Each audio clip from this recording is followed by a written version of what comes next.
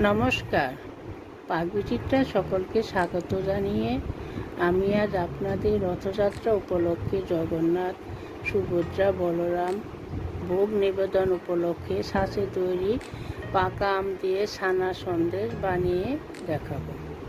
তার জন্য এখানে 1 লিটার দুধ নিয়েছি। গ্যাসে একটি কড়াই বসিয়ে দুধ দিয়ে দিব। এখন দুধ জাল করে ফুটিয়ে নিব। এ সময় গ্যাস মিডিয়ামে রেখেছি। দুধ অনবরত নেড়েচেড়ে জাল করে নিতে হবে, যাতে তলায় লেগে না যায়। দেখুন দুধ ফুটে উঠেছে। এখন ছানা কেটে নেব। এ সময় গ্যাস লোতে করে দিব। এখানে 4 টেবিল চামচ ভিনিগার, 4 টেবিল চামচ জল দিয়ে একটি মিশ্রণ বানিয়ে রেখেছি। এখন দিয়ে দিব। হালকা হাতে নাড়িয়ে নিব। দেখুন ছানা কাটতে শুরু করেছে। এখন হালকা হাতে নেড়ে চেড়ে ছানা কাটিয়ে নেব। দেখুন ছানা কাটা হয়ে গেছে। জল আর ছানা আলাদা হয়ে গেছে। এখন নামিয়ে ছেঁকে নেব।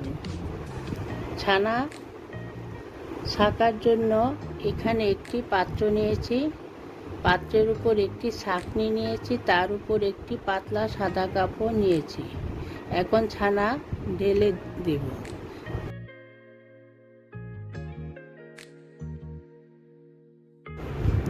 এখন ভিনেগারের গন্ধ কাটানোর জন্য 2 থেকে 3 বার নর্মাল জল দিয়ে ধুয়ে নেব। আমি এখানে ভিনেগার দিয়ে ছানা কেটে নিয়েছি। আপনারা চাইলে পাতিলেবুর রস দিয়ে ছানা কেটে নিতে পারেন। দেখুন দোয়া হয়ে গেছে। এখন হাতের সাহায্যে চেপে চেপে সম্পূর্ণ জল বার করে নেব। এখানে 2টি পাকা আম নিয়েছি। আম এখন ছুরির সাহায্যে কেটে নেব। প্রথমে মুখের অংশটা কেটে নিচ্ছি। এখন দুপাশে কেটে নেব। আমি এখানে মিষ্টি আম নিয়েছি, আপনারাও মিষ্টি দেখে আম নেবেন।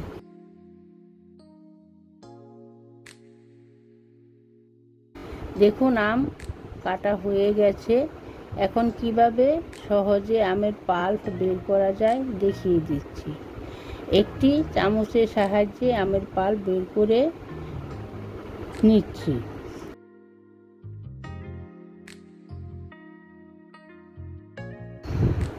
এখানে একটি মিক্সিং জার নিয়েছি। আমের পাল্পগুলো মিক্সিং জারে নিয়ে নিয়েছি। দেখুন ছানার জল জড়িয়ে নিয়েছি। এখন হাত দিয়ে একটু ভেঙে নিচ্ছি। হাত দিয়ে একটু ভেঙে নিলে গুঁড়াতে সহজ হবে। এখন মিক্সিং জারে ছানা দিয়ে দিচ্ছি। 2 টেবিল চামচ চিনি। এখন ঢাকা দিয়ে গুঁড়িয়ে নেব। দেখুন গুঁড়ানো হয়ে গেছে। একটি মিহি মিশ্রণ তৈরি হয়ে গেছে। আমের সন্দেশ বানানোর জন্য মিশ্রণটা একটু দেখিয়ে দিচ্ছি। এরকম মিহি করে তৈরি করে নিতে হবে।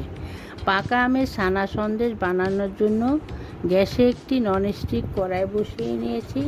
এখন আগে থেকে বানিয়ে রাখা পাকা আমের আর ছানার মিশ্রণ দিয়ে দিচ্ছি। একটু নাড়িয়ে নিচ্ছি। সন্দেশের স্বাদ বাড়ানোর জন্য দিয়ে দিচ্ছি 2 টেবিল চামচ গুঁড়ো দুধ। এখন অনবরত নেড়েচেড়ে মিশ্রণটি তৈরি করে নিচ্ছি। আমার চ্যানেলে আরও সন্দেশের রেসিপি রয়েছে, ভিডিওগুলো দেখবেন। দেখুন সন্দেশ বানানোর জন্য মিশ্রণটা অনেকটা ঘন হয়ে গেছে। আরও কিছুক্ষণ জাল করে নেব। এখানে মিষ্টি আপনারা আপনাদের স্বাদ মতো দিতে পারেন। পাকা আম আর ছানা দিয়ে তৈরি সন্দেশের রেসিপিটি দেখবেন। কেমন হলো আমার কমেন্ট বক্সে অবশ্যই কমেন্ট করে জানাবেন। দেখুন পাকা আম দিয়ে ছানা সন্দেশ বানানোর জন্য মিশ্রণটি তৈরি হয়ে গেছে। দেখুন প্যান থেকে সেরে সেরে আসছে। মিশ্রণটা ঠিকঠাক হয়েছে কিনা দেখিয়ে দিচ্ছি। মিশ্রণ থেকে একটু মিশ্রণ হাতে নিয়ে এভাবে গোল করলে দলা পাকিয়ে গেলে বুঝবেন মিশ্রণটা ঠিক হয়েছে। এখন নামিয়ে নিব। দেখুন একটা থালায় নামিয়ে নিয়েছি। এখন হাঁসসহা অবস্থা ঠান্ডা করে নেব। সন্দেশ বানানোর জন্য এখানে 2টি শাঁস নিয়েছি। এখন ঘি লাগিয়ে নিব। মিশ্রণ ঠান্ডা হয়ে গেছে। এখন মিশ্রণ থেকে কিছুটা মিশ্রণ নিয়ে হাতে গোল করে নিয়ে ছাঁচে বসিয়ে হাত দিয়ে হালকা চাপ দিয়ে তুলে নিলেই তৈরি হয়ে গেল পাকা আমের ছানার সন্দেশ। এখানে আপনারা চাইলে এলাচের গুঁড়ো দিতে পারেন। আমার কাছে আমের ফ্লেভারটাই ভালো লাগে। আমার চ্যানেলটি সাবস্ক্রাইব করবেন, ভিডিওটি দেখবেন, পাশে থাকবেন। ধন্যবাদ। রথযাত্রা উপলক্ষে এভাবে বানাবেন, বানিয়ে খাবেন, দেখবেন খুব ভালো লাগবে।